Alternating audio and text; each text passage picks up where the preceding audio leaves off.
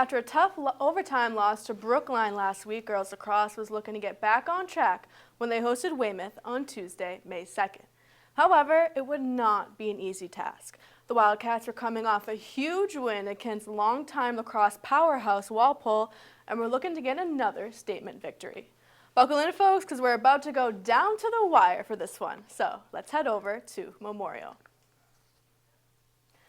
Early on, tied at 1, Megan Doyle runs right through the Rockets defense, buries it past Ellie Thomas. They take a 1-goal lead.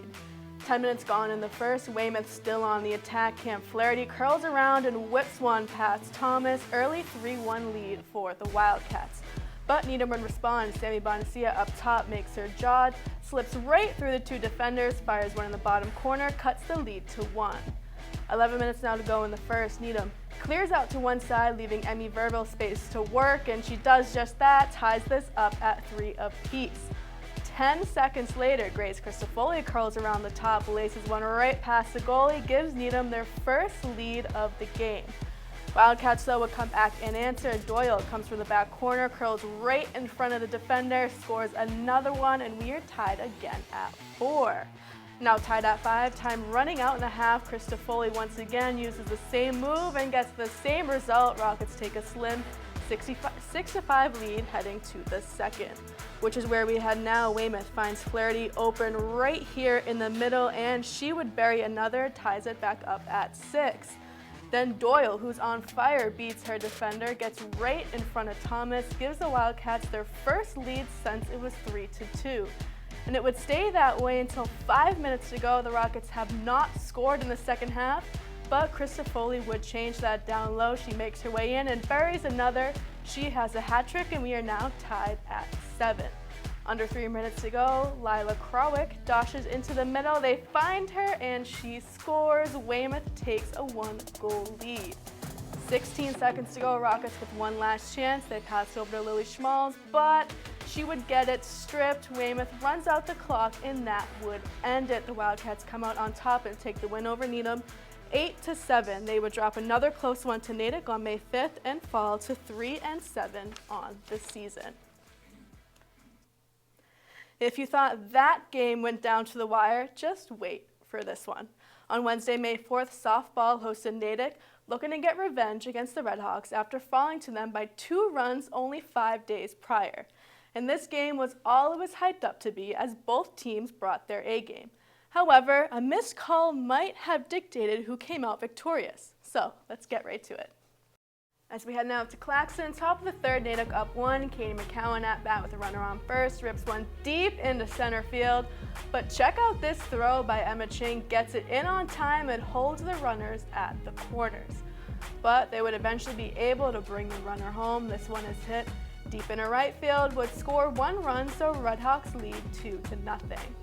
As we head to the bottom of the third, Rockets with the runner on first, Morgan Kraft up, and she would bomb this one away. That one is out of here. A 2-run slam by the freshman Kraft, and we are all tied up at 2. Heading now to the bottom of the 5th, Ching would drill one to the right to the second baseman here. She would bobble it a little, so Ching would be safe at first. 2 runners now in scoring position, brings up Maddie Baker. She's able to make contact. They would get the out here at first, but she would get the RBI, so Needham pulls ahead 3-2. As we head now to the top of the 6th, full count and 2 outs for Emily McGowan.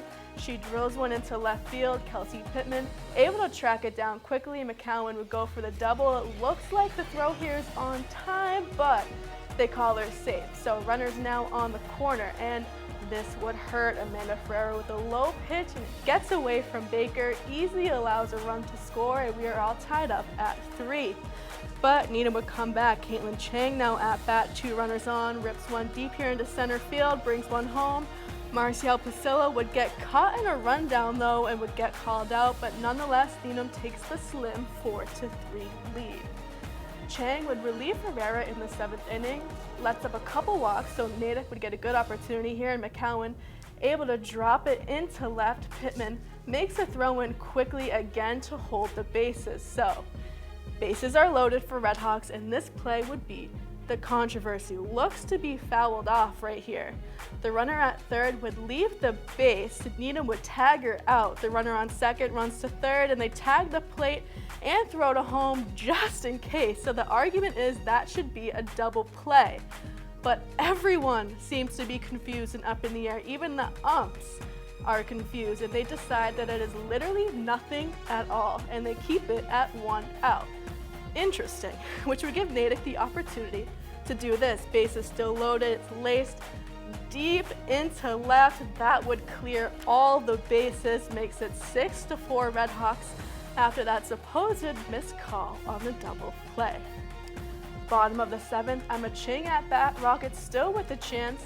She would rip one deep. It would be dropped right here by the left fielder, so Ching would get the double. Caitlin Chang would be up next. She would make contact right here as she bloops it right into center field. That would bring home Emma to make it a 1-run game. That brings up Holland Brodsky. 2 outs, 2 balls, and 2 strikes. Here comes the pitch, and she would strike out swinging. The Redhawks escape with a 6-5 win over the Rockets. A controversial no call gives Natick another chance, and they do not waste it. A heartbreaking loss for Needham. They will look to bounce back when they travel to Wellesley on Monday, May 8th.